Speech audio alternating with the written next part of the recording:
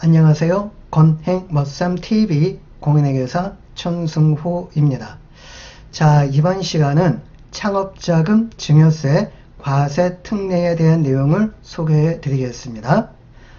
부모가 창업하고자 하는 자녀한테 재산을 증여해주는 경우 적용되는 내용이 되겠는데요. 일반적인 증여하는 경우하고 좀 많은 차이점이 있습니다. 가장 기본적인 차이점은 일반적인 증여의 경우 부모가 성인인 자녀한테 재산을 증여해준다면 5천만 원만 공제가 되겠지만은 이 창업자금 증여세 과세 특례는 무려 5억 원을 공제를 해줍니다. 10배나 차이가 나네요.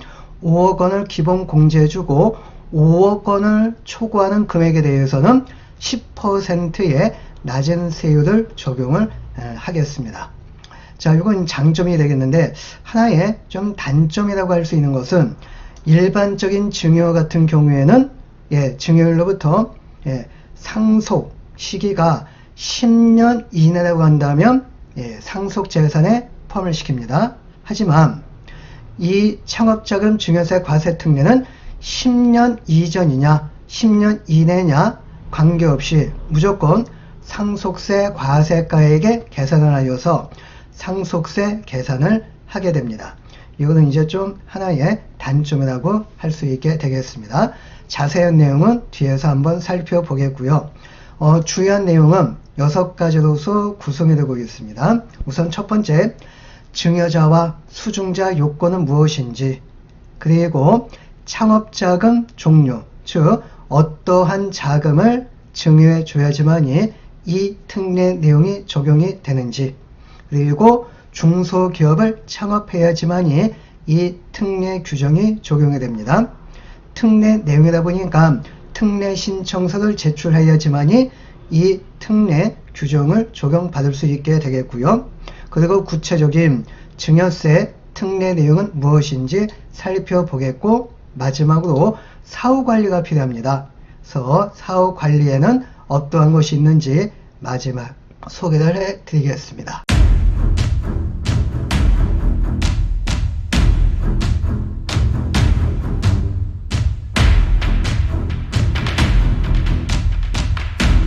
자, 첫 번째 내용으로서 증여자와 수증자의 요건입니다. 증여자는 60세 이상의 부모가 18세 이상의 거주자한테 창업자금을 증여해주는 경우에 이 특례 내용이 적용이 됩니다.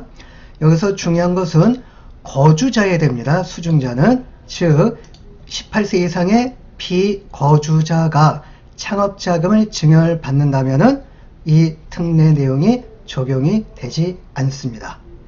자, 그리고 증여하는 창업자금 종류는 주로 이제 현금입니다.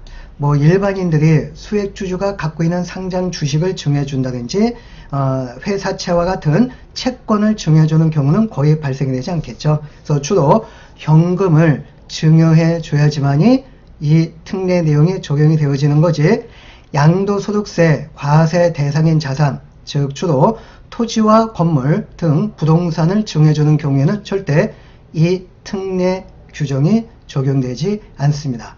이거는 이 부동산 등을 증여해주는 경우에도 특례 내용을 적용해 준다면 양도소득세를 회피할 수 있기 때문에 부동산을 증여해 준다면 이 특례 규정이 적용되지 않습니다.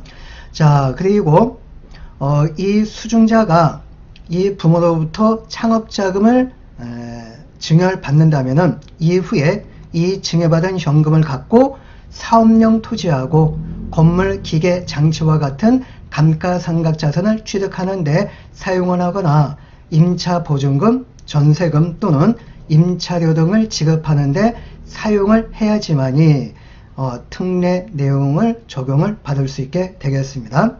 여기로 표현을 한다면 사업과 무관한 데에다가 지출하게 되어진다면 이 특례 내용 적용을 받을 수 없게 되는 것입니다. 18세 이상의 거주자가 60세 이상의 부모로부터 창업자금을 증여를 받게 된다면 증여받은 날로부터 2년 이내에 중소기업을 창업을 해야 됩니다.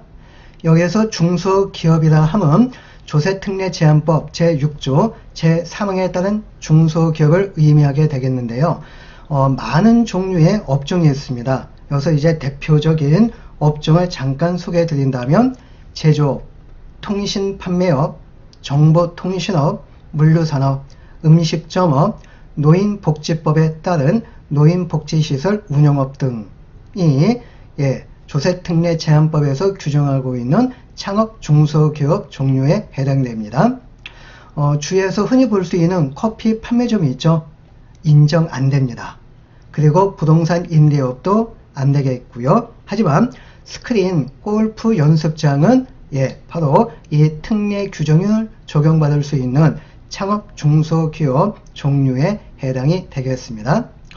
자, 여기에서 창업이라는 것은 납세제 관할 세무서장한테 사업자 등록을 하는 것을 의미하고요. 2016년 2월 5일 증여분부터는 사업을 확장하는 경우로서 사업용 자산을 취득하거나 확장한 사업장에 임차보증금, 임차료를 지급하는 경우에도 창업 개념으로 보게 되겠습니다. 또한 부모가 영위하던 사업과 동종 사업을 창업해도 되겠고요. 부모가 영위하는 사업의 하청업체로 창업하는 경우에도 이 특례 규정을 적용을 받을 수 있습니다. 자, 아래 내용은 창업으로 보지 아니하는 경우입니다. 우선 첫 번째, 사업 양수를 통하여 종전에 사업을 승계하는 경우, 그리고 개인 사업자가 법인으로 전환하는 경우. 자, 폐업한 다음에 사업을 다시 시작을 했는데요.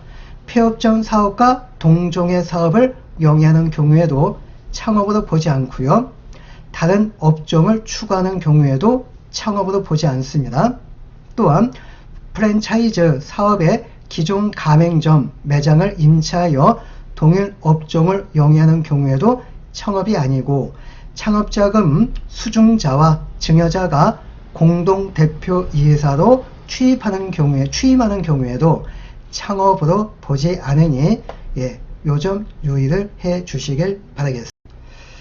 자, 창업자금 증여세 과세 특례를 적용받고자 한다면 특례 신청을 해야 하는데요. 즉, 증여세 과세 표준 신고 기한까지 납세제 관할 세무서장한테 증여세 신고서와 함께 창업자금 특례 신청서 및 사용 내역서를 제출을 해야 됩니다. 만약에 특례 신청서 및 사용 내역서를 제출하지 않는다면 바로 이 창업자금 증여세 과세 특례 규정을 적용을 받을 수 없게 되겠으니 주의를 해 주시길 바라겠습니다. 자, 그리고 다섯 번째 내용으로서 이제 구체적인 과세 특례 내용을 한번 살펴보겠는데요. 아까 5억 원까지는 기본적으로 공제를 해준다고 하였고, 5억 원을 초과하는 부분은 10%의 낮은 세율을 적용을 받을 수 있다라고 하였습니다. 한도가 있습니다. 50억을 한도로 하고 있고요. 만약에 창업을 통하여 종업원을 10명 이상 신규로 고용을 하는 경우에는 100억을 한도로 하여 적용을 받을 수 있습니다. 자, 한번 계산 사례를 한번 살펴보죠. 만약에 이제 부모님으로부터 40억을 증여를 받았다라고 가정하겠습니다. 일반 증여 같은 경우에는 성인인 자녀가 부모님으로부터 재산을 증여를 받는다면 기본 공제가 5천만 원입니다.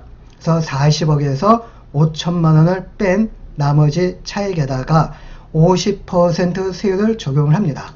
요건 과세 표준이 30억을 초과한다면 가장 최고 세율인 50%를 적용을 하고요. 또 누진세액공제 4억 6천만 원을 빼면 15억 1,500만 원의 증여세 납부세액이 계산이 되겠습니다. 근데 이게 창업자금 증여세 과세 특례 규정이 적용되는 경우라고 한다면 5억이 기본적으로 공제가 됩니다. 그래서 증여받은 재산 40억에서 5억 원을 빼면 35억이 되겠고요. 낮은 세율 10%를 적용을 하면은 3억 5천만 원만 증여세 내면은 되는 겁니다. 차액이 상당히 많은 금액의 차이가 나겠죠. 자, 그리고 이제 또 다른 내용으로서 동일인으로부터 창업자금을 2번 이상 받는 경우가 있습니다. 합산을 합니다. 또 부하고 모는 동일인으로 보기 때문에 부하고 모 각각으로부터 창업자금을 받는 경우에도 합산을 하게 되겠고요. 그리고 이 특례 내용은 수중자별로 각각 적용을 받습니다. 무슨 얘기냐면 자녀가 만약에 2명이 있습니다. A라는 자녀가 있고요. B라는 자녀가 있는데 각각 적용을 받습니다. 즉 A라는 자녀가 부로부터 창업자금을 증여받는 경우에 5억 원을 기본 공제해 주고요. 또 자녀 B가 모로부터 창업자금을 증여받는 경우에도 또 5억 원을 기본적으로 공제받을 수 있다는 얘기가 되겠습니다. 자, 그리고 일반 증여분하고 창업자금 증여분은 합산을 하지 않습니다. 이건 또 무슨 얘기냐면 일반 증여 1억 원을 증여를 받았습니다. 그럼 이제 5천만 원 공제해 주고요. 또 창업자금으로서 10억 원을 재산을 증여를 받았습니다.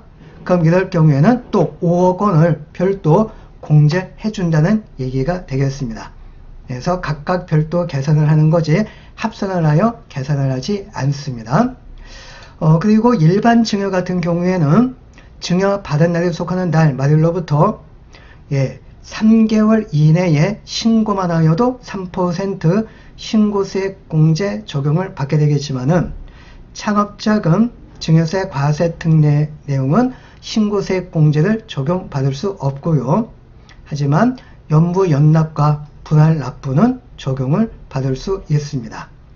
자, 이런 차이점이 있는데요. 가장 강력한 차이점은 아마 이 부분이 아닌가 생각을 하는데 일반 증여분 같은 경우에는 증여자가 사망하기 전 10년 이내에 증여한 부분만 상속재산에 포함을 합니다.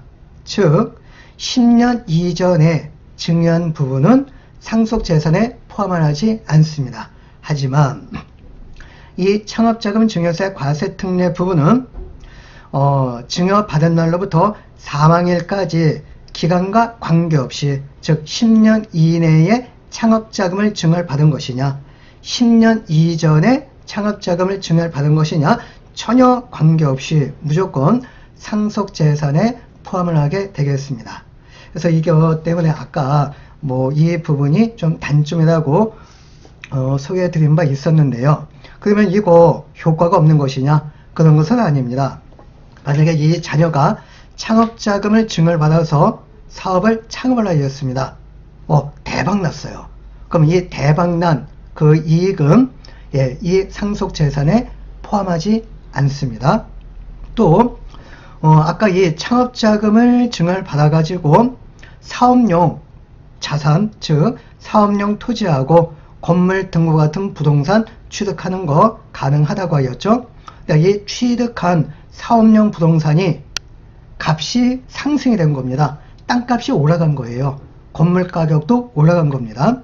그래서 이런 부동산 가치 상승분은 상속재산에 포함이 되지 않습니다. 그래서 이런 부분까지 감안을 하여서 일반 증여를 할 것인지 아니면 창업자금으로서 재산을 현금을 증여해 줄 것인지 한번 심히 고려를 해 주시길 바라겠습니다. 자, 마지막 내용으로서 사후 관리를 소개해 드리겠습니다. 창업자금을 증여를 받았다면은 증여받은 날로부터 2년 이내에 창업을 해야 됩니다. 또한 4년이 되는 날까지 창업자금을 모두 해당 목적에 사용을 해야 됩니다. 그리고 창업자금을 증여받은 자는 창업일에 속하는 달 다음 달 말일과 창업일에 속하는 과세 연도부터 4년 이내의 과세 연도까지 창업자금 사용 명세서를 제출을 해야 됩니다. 그리고 창업으로 인하여 종업원을 10명 이상 신규로 고용을 하게 되어진다면 한도가 50억에서 100억으로 증가한다고 하였죠. 그래서 이럴 경우에는 과연 진짜 10명 이상 신규로 고용을 하였는지 그걸 고용명세서를 제출해 가지고 입증을 해야 됩니다.